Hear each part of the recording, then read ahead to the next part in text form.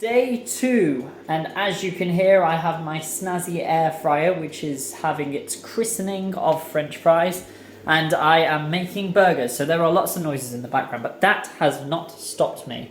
Additionally, what hasn't stopped me is something that you'll learn about me, which is my operator's madras, is that I am constantly tired and constantly trying to find excuses not to do certain things, which is not great in this society in which everything is oversaturated and there's too many people to do all of the things because you have to put yourself forward for everything.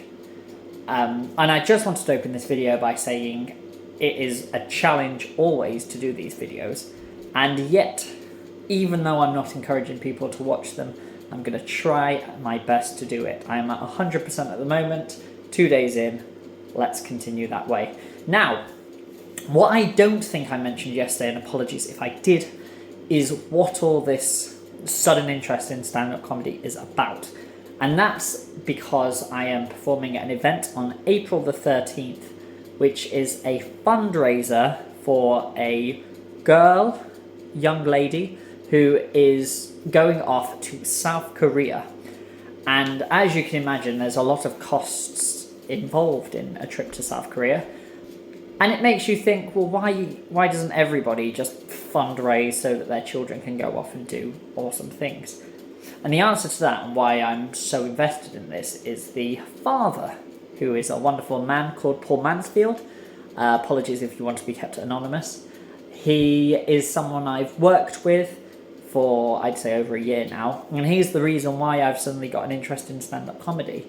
I'd already done an event for him, which was an improv event, which is much more in my wheelhouse. But as we worked together, we were at a training event together, and he saddled up to me, and he's super confident. And he just said, do you do stand-up? Do you want to do a set in April? And I was like, no, I've not got any material, I don't do it. And he went, do you want to do a set in April? And something in my brain just switched of like, well, if I've got a date down, I've got something to work towards. So I was like, yeah, sure, put me down. And this was potentially January, definitely the start of the year. It might have even been December. It was a brunch, like a festive celebration brunch. So there was pizza. I think it was January. I think it was Secret Santa. That's not important. What's important is, for the last few months, I've obviously been trying to work out what I will do with that set, and as it gets closer, the answer is not there.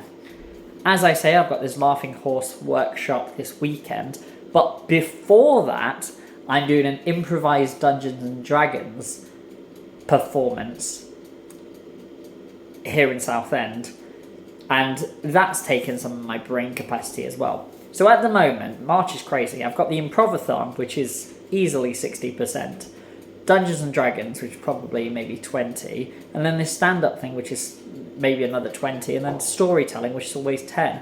So lots going on. My flatmate has just come home, so I'm going to cut this one short, and I'm going to try and do this every day.